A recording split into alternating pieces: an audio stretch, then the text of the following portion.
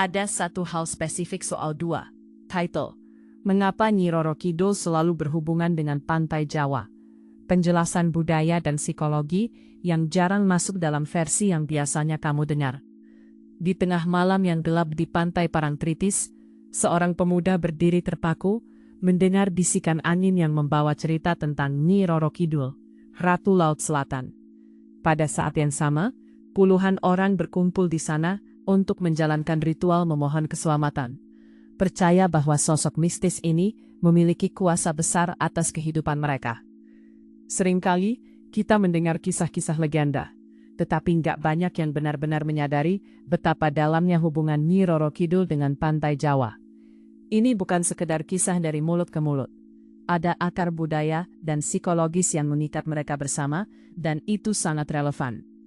Nyi Roro Kidul bukan sekedar karakter fiktif.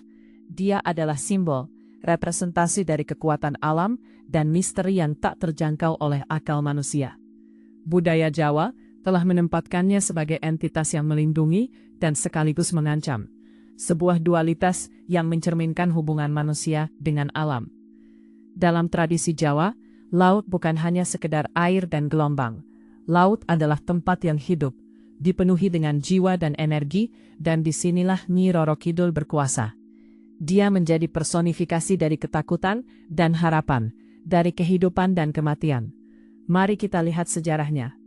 Di masa lalu, banyak pelaut yang percaya bahwa Nyi Roro Kidul bakal muncul dalam bentuk selendang hijau, melambangkan keindahan sekaligus bahaya. Kisahnya mengalir dari generasi ke generasi, memperkaya khazanah budaya kita. Keberadaan Nyi Roro Kidul di pantai bukan hanya tentang cerita. Ini tentang bagaimana masyarakat memahami kekuatan alam dan mengagumi serta menghormati sesuatu yang jauh lebih besar dari diri mereka. Momentum saat ini terletak pada bagaimana kita menginterpretasikan kembali cerita ini. Di tengah dunia yang semakin rasional, di mana sains dan logika mendominasi, kita seringkali melupakan pentingnya mitos dan ritual. Dalam masyarakat modern, kita butuh lebih dari sekedar data dan angka. Nyi Roro Kidul memberi kita makna yang dalam, sebuah jembatan kewarisan budaya yang kaya. Bisa dibilang, dia adalah pengingat tentang pentingnya menghubungkan diri kita dengan alam dan memahami peran kita di dalam ekosistem yang lebih besar. Secara psikologis, bagaimana Nyi Roro Kidul berfungsi dalam masyarakat kita? Dia menjadi simbol bagi banyak orang dalam menghadapi ketidakpastian hidup. Ketika kita berada di tepi laut, kita merasakan betapa kecilnya kita di hadapan ombak yang menghempas. Dalam momen itu, Nyi Roro Kidul menjadi sosok yang membimbing kita, memberikan harapan di tengah badai kehidupan. Ritual-ritual yang dilakukan di pantai bukan hanya sekadar tradisi, tetapi juga sebagai bentuk pencarian makna dan pengakuan bakal kekuatan yang lebih besar. Tapi ada hal praktis yang bisa kita bawa pulang dari kisah ini. Pertama, pentingnya mencari hubungan dengan alam. Pantai bukan hanya lokasi wisata, itu adalah tempat di mana kita bisa merenung dan menemukan ketenangan di tengah hiruk-pikuk kehidupan modern. Berkunjung ke pantai memberi kita kesempatan untuk mengingat betapa pentingnya kita menghormati dan melestarikan lingkungan. Saat kita menyaksikan keindahan pantai, kita juga diingatkan bakal tanggung jawab kita terhadap alam. Di balik setiap keindahan, ada risiko. Ini adalah pelajaran yang sangat relevan di era sekarang, ketika banyak orang terjebak dalam pencarian kesenangan instan tanpa memikirkan dampaknya. Kita perlu belajar dari cerita-cerita ini bahwa tindakan kita memiliki akibat, dan bahwa kita harus bertanggung jawab atas pilihan kita. Sekarang, bayangkan jika kita bisa membawa semangat Nyi Roro Kidul ke dalam hidup kita sehari-hari. Dalam menghadapi tantangan, kita bisa melihatnya sebagai momen untuk belajar, untuk tumbuh, dan untuk menemukan kekuatan dalam diri kita. Ketika kita merayakan tradisi dan budaya kita, kita memperkuat identitas kita dan menciptakan rasa kebersamaan yang lebih kuat.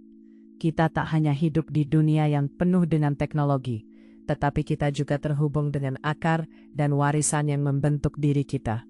Lalu, saatnya untuk mengubah cara pandang kita. Ketika kita membahas Nyi Roro Kidul dan pantai, kita berbicara tentang lebih dari sekedar mitos. Kita berbicara tentang keabadian hubungan manusia dengan alam. tentang bagaimana cerita-cerita ini membentuk karakter dan perilaku kita. Masyarakat yang menghargai tradisi seperti ini cenderung lebih peka terhadap lingkungan dan lebih peduli terhadap komunitas. Ketika kita tahu bahwa Nyi Roro Kidul selalu ada di hati dan pikiran masyarakat, kita harus bertanya, apa yang bisa kita pelajari dari pengalamannya? Bagaimana kita bisa mengintegrasikan kebijaksanaan ini ke dalam pandangan hidup kita? Dalam dunia yang seringkali terasa materialistis, kisah Nyi Roro Kidul mengingatkan kita untuk mencari makna yang lebih dalam. Untuk tidak hanya hidup untuk diri sendiri, tetapi untuk menghormati dan menjaga keseimbangan dalam kehidupan. Pada akhirnya, pesan dari Nyi Roro Kidul sangat jelas. Dia mengingatkan kita bakal kekuatan alam dan pentingnya tradisi. Nyi Roro Kidul bukan hanya bagian dari cerita lama. Dia adalah simbol semangat yang hidup, membimbing kita untuk menghadapi hidup dengan keberanian dan kebijaksanaan.